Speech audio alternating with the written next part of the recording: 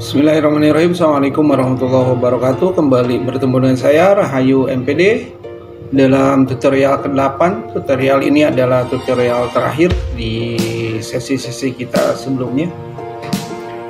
Rekan-rekan mahasiswa Universitas Terbuka yang berbahagia, untuk materi ke-8 kita akan membahas tentang materi pembelajaran komunikasi sosial budaya Indonesia dan karakter warga negara Indonesia baru. Sebelumnya, karena ini adalah tutorial terakhir, saya mohon maaf jika ada kekurangan dalam penyampaian tutorial sebelumnya.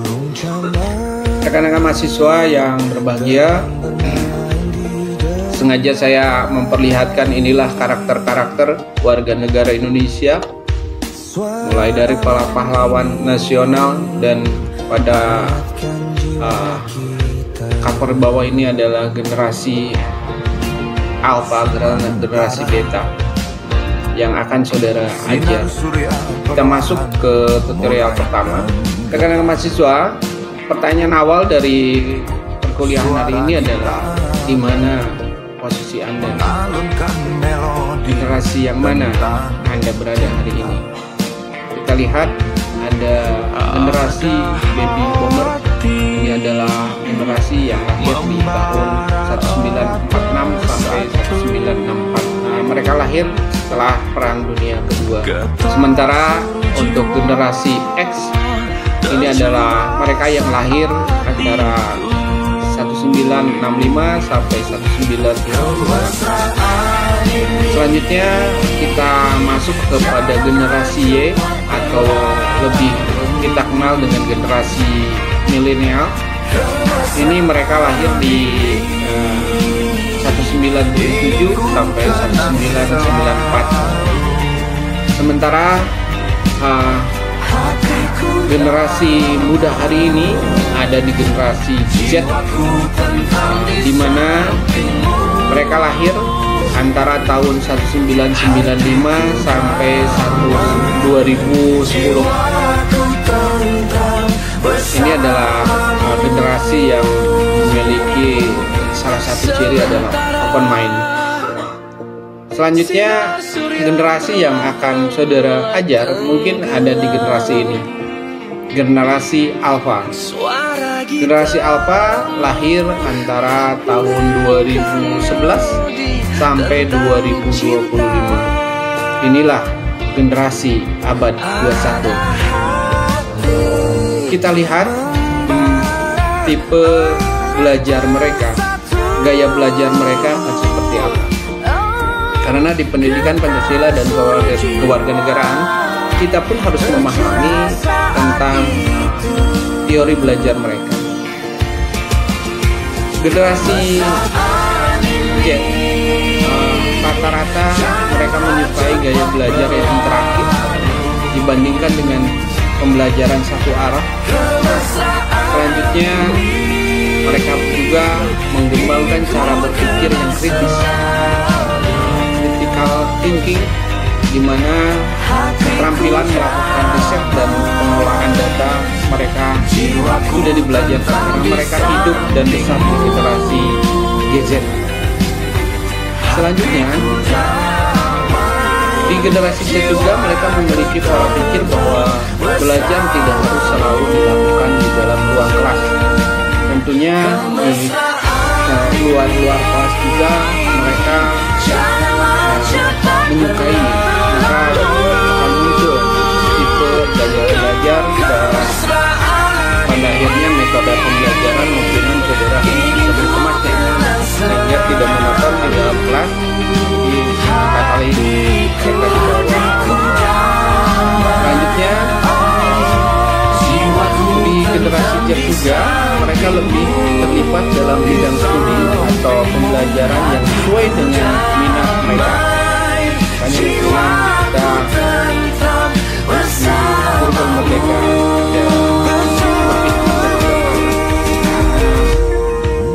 kita harus memahami gaya belajar mereka.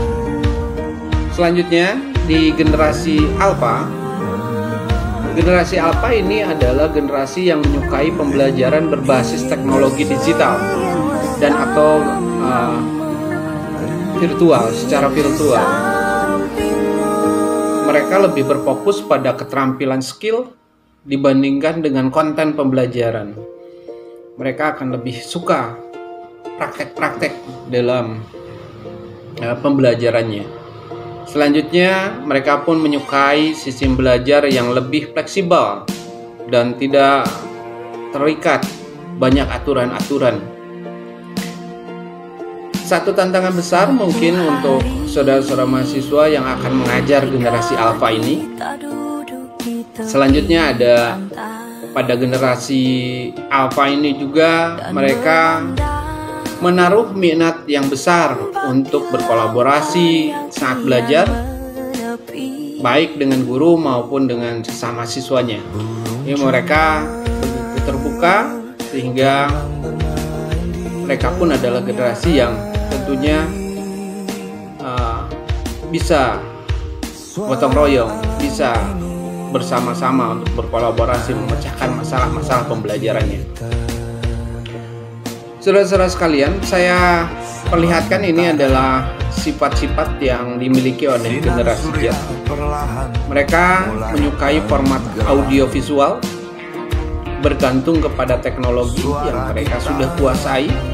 Tanpa kita ajarkan, mungkin mereka sudah jago sendiri dengan teknologi-teknologi digital hari ini. Selanjutnya, mudah memahami hal-hal yang konkret, bersifat kritis dalam mengemukakan pendapat, karena guru mereka mungkin tidak hanya guru tok, tetapi pengetahuan hari ini sudah tersebar dimanapun. Selanjutnya, mampu belajar dengan baik dari guru atau tutor yang memposisikan diri sebagai sahabat. Jadilah sahabat bagi anak-anak kita semua, sehingga mereka, anak didik kita, lebih bisa memahami tentang posisi dirinya. Jadilah saudara sahabat bagi anak. Terakhir, pada generasi Z ini memiliki ciri yang gemar berinovasi. Ini adalah salah satu standar yang saudara harus kuasai juga sebelum kita masuk ke materi. Dalam era reformasi seperti ini, kita mendambakan suatu masyarakat yang damai, aman, sejahtera. Untuk mencapai hal itu, tentunya setiap warga negara Indonesia dituntut memiliki kemampuan yang kreatif dan memiliki keterbukaan. Setiap warga negara Indonesia harus bebas dari rasa takut, bebas dari dia berkreasi untuk menyumbangkan kemampuannya pada negaranya. Masyarakat seperti inilah adalah masyarakat yang disebut dalam pendidikan kewarganegaraan dalam masyarakat yang madani. Masyarakat yang aman, adil, damai, dan sejahtera tentunya. Sikap positif yang diperlukan untuk membuat orang lain nyaman, simpati terhadap kita, maka kita membutuhkan kesetiaan. Sikap ini diperlukan untuk meyakinkan setiap kawan bicara agar mereka menghargai apa yang kita lakukan. Kita bisa melihat seperti apa sih karakteristik warga negara pada Indonesia baru ini. Mereka cenderung memiliki tanggung jawab secara individu dan cenderungan untuk menerima tanggung jawab pribadi dan konsisten atas tindakan pribadi, disiplin diri dan menghormati peraturan-peraturan pemerintah yang konstitusional tentunya, tanpa perlu paksaan dari otoritas secara eksternal. Rasa kewarganegaraan dan kehendak untuk mendahulukan kepentingan bersama di atas kepentingan pribadi, kemampuan untuk kompromi, menyadari bahwa nilai-nilai dan prinsip kadang-kadang saling bertentangan, karena pengakuan bahwa tidak semua nilai-nilai dan prinsip bisa dikompromikan. Saudara sekalian, berbicara tentang toleransi dalam modul pembelajaran materi pendidikan Pancasila dan kewarganegaraan, menjelaskan tentang pentingnya simpati dan empati sebagai karakter warga negara Indonesia. Yang pertama, kita ngebahas tentang simpati. Simpati adalah strategi komunikasi yang tepat untuk menjalin komunikasi antar budaya. Memiliki simpati terhadap warga negara yang lain, terhadap warga yang lain, tentunya harus dimunculkan dalam pembelajaran pendidikan Pancasila dan kewarganegaraan. Karena ini adalah awal daripada teori komunikasi yang bisa menghormati keberagaman budaya. Selanjutnya yang kedua adalah empati. Empati ini adalah partisipasi emosional dan intelektual secara imajinatif pada pengalaman orang lain. Ini pun harus kita lakukan. Selanjutnya ada good government. Good government adalah memiliki banyak pengertian, diantaranya adalah pengertian yang dikemukakan oleh salah satu teori bahwa suatu cara menyatakan kekuatan digunakan untuk mengelola sumber daya sosial. Good government adalah bagaimana terciptanya warga negara yang baik yang akan mengisi kemerdekaan yang sudah kita raih. Selanjutnya,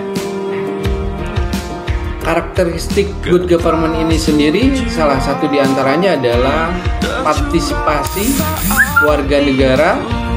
Semua warga negara berhak terlibat dalam pengambilan keputusan, baik langsung maupun melalui perwakilan yang sah untuk mewakili kepentingan warga negaranya. Ini mungkinan good government ini adalah implementasi dari Pancasila Sila keempat, tentunya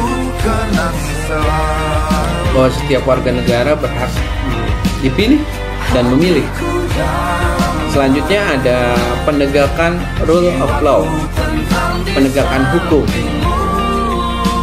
yaitu partisipasi warga negara dan masyarakat dalam proses politik dan perumusan kebijakan publik memerlukan sistem atau aturan-aturan hukum yang berlaku.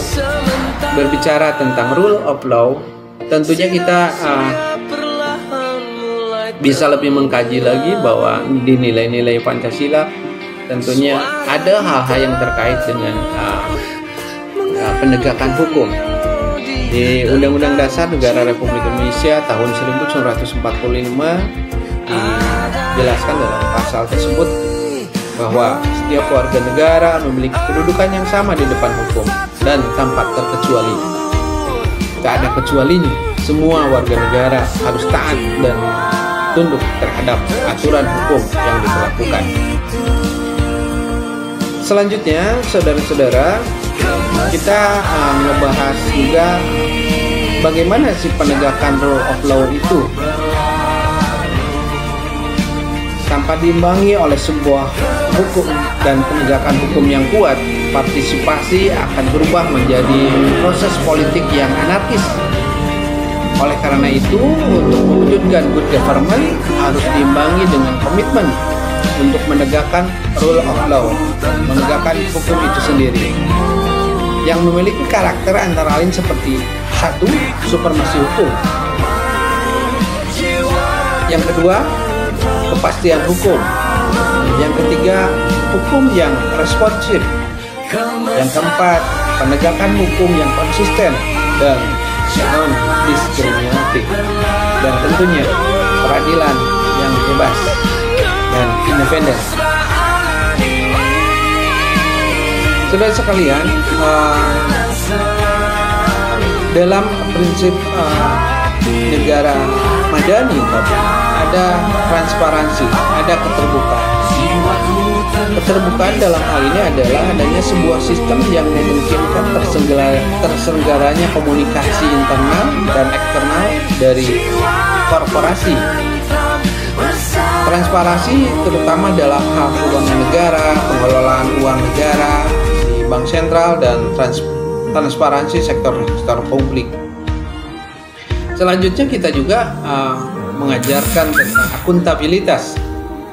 Akuntabilitas ini sebagai salah satu warga negara yang memadani tadi, good government tadi, maka harus adanya akuntabilitas, yaitu pertanggungjawaban pejabat publik terhadap masyarakat yang memberinya delegasi dan kewenangan untuk mengurus kewenangan berbagai urusan dan kepentingan mereka. Keadilan. Mereka pun di masyarakat madani akan menuntut tentang keadilan. Apa itu keadilan? Keadilan itu adalah bentuk keadilan yang menyangkut moralitas dari organisasi dalam menjalankan hubungan kerja, baik secara internal maupun secara eksternal. Responsibilitas, konsensus, efektivitas, dan efisien, yaitu adalah prinsip efektivitas diukur dengan parameter program yang dapat menjangkau sebesar-besarnya kepentingan rakyat. Efisiensi diukur dengan rasionalitas biaya pembangunan untuk memenuhi kebutuhan semua masyarakat. Jadi konsep adil di dalam ini adalah adanya pemerataan dalam pembangunan, tentunya salah satunya. Saudara sekalian,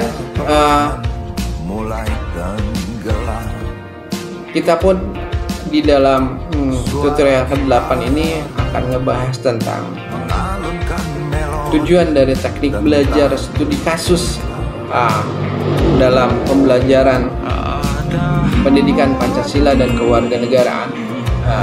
Hal-hal yang kontekstual yang terjadi di masyarakat yang menjadi diangkat oleh kita sebagai bahan belajar. Ini disebabkan karena agar siswa terlatih menggunakan daya dan kemampuan berpikir kritisnya, analitisnya, evaluatifnya, dan terhadap peristiwa-peristiwa yang terjadi secara kontekstual.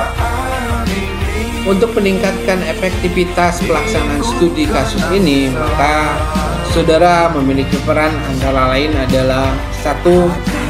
Membuat dan mengembangkan contoh-contoh kasus yang terjadi yang sehingga bisa dijadikan sebagai bahan-bahan belajar, sumber-sumber belajar yang kontekstual. Selanjutnya, untuk membentuk kelompok belajar yang tentunya kelompoknya bisa diatur oleh saudara sendiri. Selanjutnya, memfasilitasi dan mengarahkan diskusi siswa dalam hal menganalisis satu permasalahan.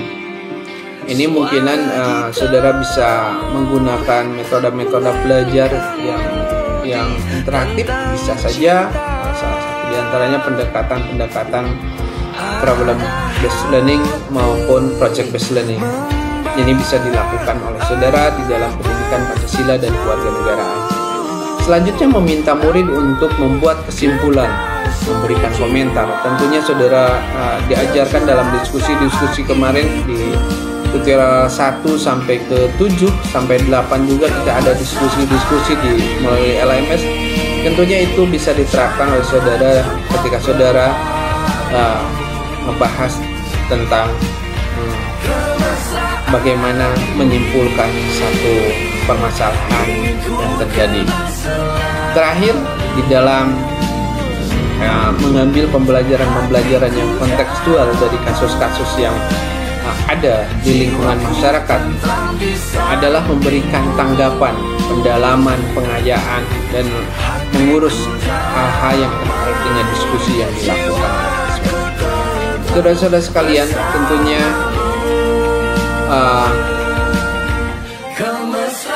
kasus-kasus yang bisa menginspirasi anak didik kita adalah Mungkin salah satunya adalah cerita kepahlawanan. Setiap daerah di Indonesia ini memiliki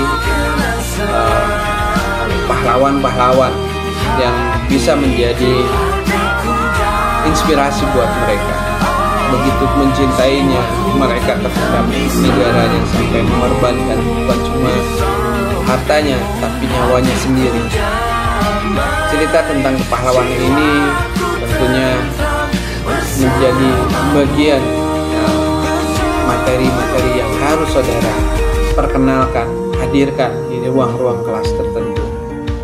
Mungkinan saya bisa mencontohkan bagaimana para pahlawan nasional kita seperti Tengku Umar dari Aceh, Imam Bonjol dari Sumatera Barat, Dewi Sartika dari Jawa Barat, Era Kartini, Pangeran Diponegoro, Jawa Tengah, dan tentunya masih banyak lagi.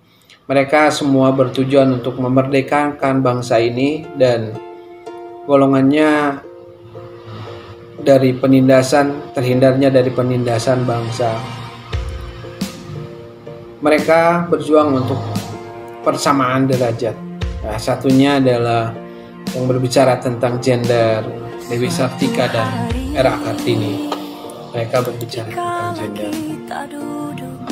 Mereka menuntut persamaan hak antara pria dan wanita yang sekarang kita lihat mungkin emansipasi wanita. Selanjutnya mungkinan saudara-saudara juga bisa lebih banyak lagi menggali materi-materi tentang kondisi sekolah di pedesaan, berbeda dengan tentunya sekolah-sekolah di kota-kota besar. Di pedesaan mungkinan latar belakang sosial dan budaya siswa-siswanya lebih relatif homogen. Biasanya hanya dari satu kelompok sosial budaya tertentu. Sebaliknya ketika saudara mengajar di kota-kota besar, tentunya siswa-siswa sekolah sangat heterogen, di mana satu sekolah atau kelas memiliki banyak siswa yang latar belakang sosial budayanya sangat beragam. Ini tidak berarti bahwa materi yang berkaitan dengan komunikasi antar sosial budaya hanya dapat diberikan di sekolah-sekolah kota-kota besar saja. Siswa di pedesaan juga perlu mengetahui budaya orang luar di daerahnya. Pengelolaan kelas yang mencerminkan kebersamaan dalam keberagaman budaya ini dapat dilakukan. Salah satu di antaranya, saudara mengatur tempat duduk siswa secara bercampur bergantian satu sama lain. Apabila ada siswa dari etnik yang berlainan, diatur penempatannya, penugasannya agar menyatu dengan yang lain. Membentuk kelompok belajar juga harus mencerminkan keberagaman itu. Selanjutnya, perlakuan guru seperti ini adalah melatih siswa untuk bergaul. Saudara-saudara sekalian, ketika memberikan pertanyaan pun guru pun harus memberikan pertanyaan kepada siswa yang tentunya tidak siswa yang pintar saja, tetapi harus sesuai dengan kemampuan, termasuk yang kurang jangan sampai diabaikan. Guru jangan sampai melarang anak perempuan membuat tugas seperti menggambar mobil, menggambar kerbau, tetapi harus menggambar bunga. Tidak ada pemaksaan hari ini karena kita sudah dilatih bahwa kita harus berpihak pada anak. Kamu tidak boleh menggunakan bahasa Jawa karena kamu orang Sunda. Guru mengatakan hal semacam itu pun tidak boleh. Untuk memperingati kita harus menguasai mungkinan muatan-muatan lokal bahasa yang bisa digunakan. Bisa saja di satu daerah menggunakan bahasa-bahasa yang berbeda-beda. Dalam kelas pun mungkin ada anak yang menggunakan bahasa Sunda, bahasa Jawa, dan sebagainya. Namun dalam konten ini guru harus mengarahkan kapan itu bisa disampaikan. Memungkinkan ada orang-orang yang tidak paham terhadap bahasa itu sehingga akan mengganggu hubungan mereka. Saudara sekalian, begitu kompleksnya pembelajaran pendidikan Pancasila dan kewarganegaraan, sehingga kita harus menggali terus keilmuan kita, sehingga bangsa ini adalah bangsa yang menghasilkan perjuangan dan harus dipertahankan dengan kebersamaan.